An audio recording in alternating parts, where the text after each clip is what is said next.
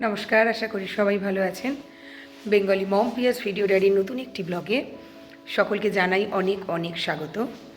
আজকে actually 18 January, but আমাদের 17 জানুয়ারি ছিল অ্যানিভার্সারি। যেহেতু অফিস থাকে তাই আমরা কোনোভাবেই সেলিব্রেট করতে পারিনি। আজকের দিনটা যেহেতু সানডে, আমরা যাচ্ছি একটা খুব সুন্দর জায়গায়। এটাও ওই মেঘালয় বর্ডারের ওখানেই উমিয়াম লেক রয়েছে, ওরই আশেপাশে একটা সুন্দর জায়গা। অনেকে বলে এটা মিনি সুইজারল্যান্ড। দেখা যাক আমাদের জায়গাটা কেমন লাগে। সারাদিন ঘুরবো, ইচ্ছে আছে রাত্রির একটা ডিনার করে ফিরবো। সবটাই আপনাদের সাথে শেয়ার করছি। Till then, tata. সবার আগে বলি, আমার এই ব্লগটা আসতে বেশ অনেকটা সময় লাগলো। তার প্রথম কারণ, আমার গলাটা শুনেই হয়তো বুঝতে পারছেন আমার শরীরটা খুব খারাপ। আমি তারও মধ্যে কোনোভাবে ম্যানেজ করে ভয়েস ওভারটা দেওয়ার চেষ্টা করছি। যাক, সে কথা যেটা বলার সেটা হলো, মেঘালয়ে ঢুকছি এই নিয়ে আমি 3 বার। এর আগে শিলং, চেরাপুঞ্জি, মলিংলং, ডাউকি এগুলো সব হয়ে গেছে। রাস্তায় প্রতিবারে যাওয়ার পথেই পরে অমিয়াম লেক। তো এবারে ডিসাইড করেছিলাম অমিয়াম লেক থেকেই একটা রাস্তা ডান দিকে চলে যায়, সেই রাস্তার ভেতরে আমরা যাব।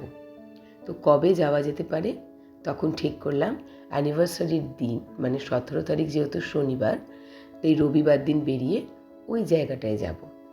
জায়গাটার নাম লামের প্যাংগ্রং। জায়গাটার নামটা একটু অন্যরকম শোনালেও জায়গাটা কিন্তু মিনি সুইজারল্যান্ডের থেকে কোনো অংশে কম লাগেনি আমার চোখে।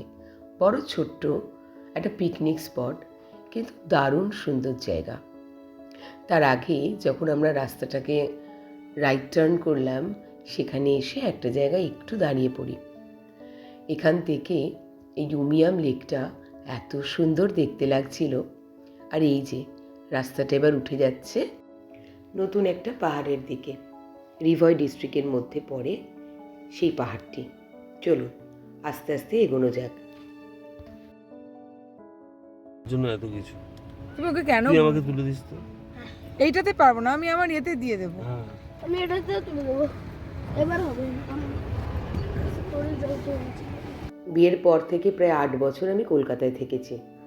আর কলকাতায় আফটার অফিস আমরা ওই কোথাও একটা সিনেমা দেখে তারপর একটা কোথাও ডিনার করে চলে আসতাম অ্যানিভার্সারির দিন।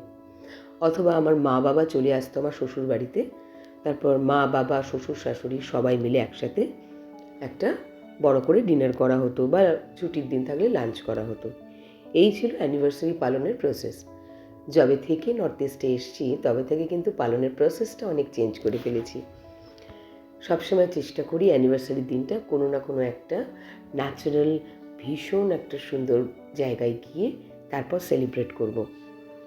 অবশ্য গত বছর সেটা পসিবল হয়নি, কারণ আমার মা বাবা তার জাস্ট 2-3 দিন আগেই আমাদের গৌহাটিতে আসে। তাই সব কিছু অ্যারেঞ্জ করে হুড়মুড় করে বেরোনোটা সম্ভব হয়নি। আচ্ছা চলুন এখন এগোনো যাক ডেস্টিনেশনের দিকে। অলমোস্ট পৌঁছে গেছি। উমিয়াম লেক থেকে প্রায় 6 কিলোমিটার এই জায়গাটার ডিস্টেন্স। এটা কিন্তু একটা খুব সুন্দর পিকনিক স্পট।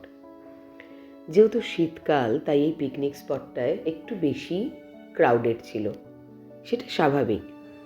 আমরা এসেছি শীতকালে, তাই দেখছেন এই জায়গাটার কালারটা এরকম। এটা যদি বর্ষাকালে আসা যায় একদম ঘন সবুজ, সে তো আরও সৌন্দর্য তার। তবে জায়গাটা দেখুন কি সুন্দর।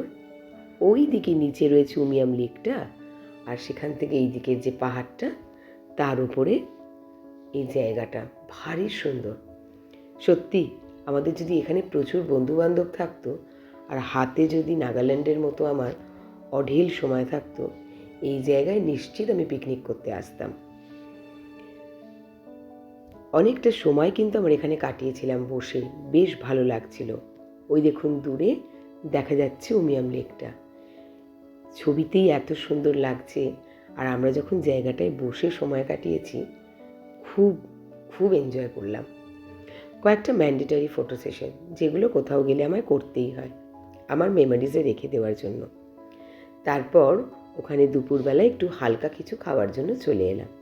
না, একদম ভাববেন না যে একটা অ্যানিভার্সারির দিন এত সিম্পল খাওয়া দাওয়া কেন করছি, যে একটু চিকেন নিলাম, একটু স্যুপ নিলাম, আর তার সাথে একটু মোমো।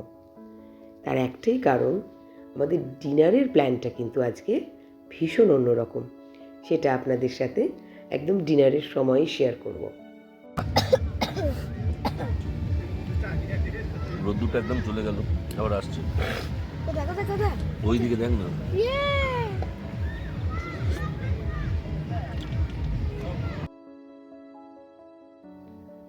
খাওয়ার পর বেরিয়ে পড়লাম। এখন আমরা যাচ্ছি উমিয়াম লেকে। উমিয়াম লেক যাওয়ার পথে রাস্তাটাও কিন্তু ভারী সুন্দর। আর উমিয়াম লেকটা অনেকটা বড় জায়গা জুড়ে রয়েছে। এটা কিন্তু একটা খুব বড় বাঁধ দেওয়া হয়েছিল, যার ডিটেলসটা আমি আমার শিলং আর উমিয়াম মা বাবাকে নিয়ে যে ব্লগটা ছিল সেটাতে সম্পূর্ণরূপে শেয়ার করেছিলাম, তাই এখানে আর ডিটেলিংটা করলাম না। পৌঁছে গেছি লেকে। উমিয়াম লেকের এখান থেকে ভিউটা অসাধারণ, স্পেশালি প্যানোরামিক ভিউটা। বেশ কিছুটা এখানে দাঁড়িয়ে দাঁড়িয়ে সময় কাটালাম। তারপরে প্ল্যান করলাম গিয়ে একটু লেকের ধারে বসা যাক। কিন্তু যা হয়, শীতকালে কোথাও ঘুরতে গেলে আমাদের মতো প্রত্যেকটা মানুষেরই তো মনের একটা ইচ্ছে থাকে, শীতের ছুটির দিনগুলো একটু পরিবারের সাথে আনন্দ করবে। তাই সব মানুষই প্রায় বেরিয়ে পড়ে আর এরকম সুন্দর সুন্দর জায়গাগুলোয় পৌঁছে যায়। ফলে যে কোনো জায়গায় বেশ ক্রাউডেড হয়ে পড়ে। অবশ্য তাতে আমার কোনো প্রবলেম নেই। আমরা এবারে উমিয়াম লেকে একটা স্পিড বোট রাইড করেছিলাম। যদিও 3 জনের জন্য 2500 টাকাটা অনেক বেশি। তখন টিকিট কাউন্টার থেকেই বলল আরেকটি পরিবার যাচ্ছে, তারা রয়েছে মোট 5 জন। তো সেখানে যদি তারা আমাদের সঙ্গে অ্যাডজাস্ট করতে চায়, টোটাল 8 জন হলে তাদের কোনো রকম প্রবলেম নেই। পরিবারটিও কিন্তু স্বাচ্ছন্দ্যে আমাদেরকে ওয়েলকাম করলো। তার ফলে 2500 টাকার জায়গায় আমরা দিলাম মোট 960 রুপিস, আর চড়ে পড়লাম স্পিড বোটে।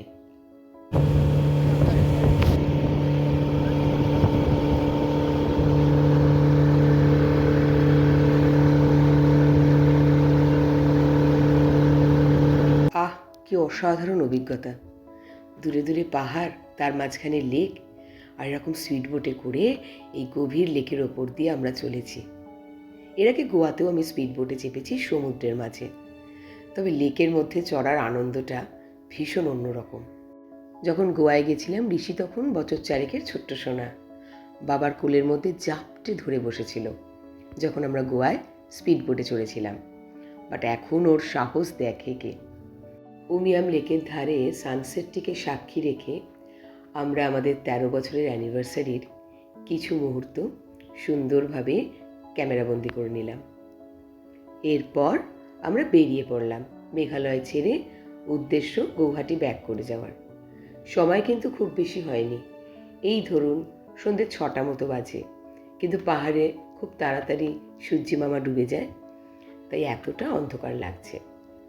গৌহাটিতে যখন এসে পৌঁছলাম প্রায় 7:30 পৌনে 8টা মতো বাজে। আমরা এসছি, বুঝতেই পারছেন, বারবিকিউ নেশনে। প্রায় বছর 3 বাদে এলাম বারবিকিউ নেশন। এখন আর আসা হয় না, তার একটাই কারণ, এতটা আর খেতে পারি না, আর ঋষিও ছোট, তাই অকারণে এত টাকা খরচা করতে বড্ড গায়ে লাগতো। দেখি ভেরি নাইস। ঋষি হ্যাপি।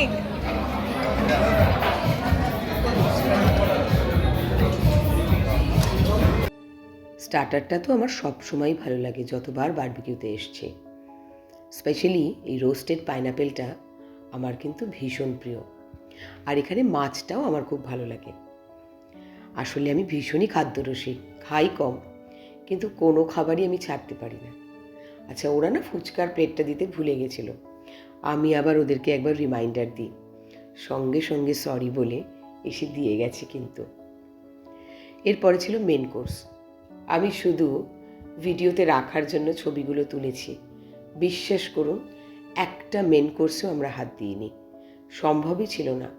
তো আমি জোর করে কিছুটা সালাড নিয়ে বসেছিলাম। অর্ঘ্য তো স্টার্টারের পরে সিধে চলে গেল ডেজার্ট নিয়ে। অনেক কিছুই ছিল মেন কোর্সে, আপনারা তো দেখতেই পাচ্ছেন। আচ্ছা, এবারে দুটো জিনিস আমার দেখে বেশ ভালো লাগলো, যদিও অনেক বছর বাদে এসেছি বলে কিনা জানি না। ভেজ বিরিয়ানি আর চিকেন বিরিয়ানিও ছিল, আর ডেজার্টে নানা রকম জিনিস ছিল। সেই কেক থেকে শুরু করে ফ্রুটস, বিভিন্ন রকমের মিষ্টি, আমার পছন্দের গোলাপ জামুন, হালুয়া, কোনো কিছুটাই বাদ নেই। খেতে খেতে একটা সময় না খুব টায়ার্ড লাগে। আসলে এখন এত ডায়েটপত্র করার পর থেকে এতটা করে আর খাওয়া যায় না।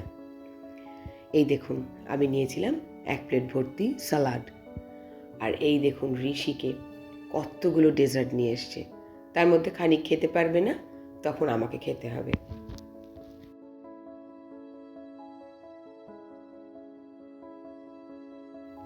ঋষি আর অর্ঘ্য এবং আমিও ডেজার্টটা কিন্তু খুব এনজয় করেছি।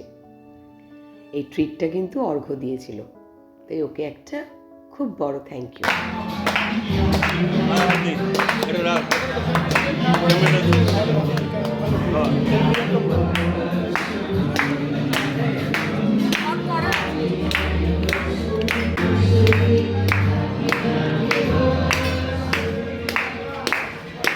আমার ঋষি সোনাই কিন্তু মনে রেখে ওদেরকে বলে এসেছিল অ্যানিভার্সারি কেকটা দেওয়ার জন্য।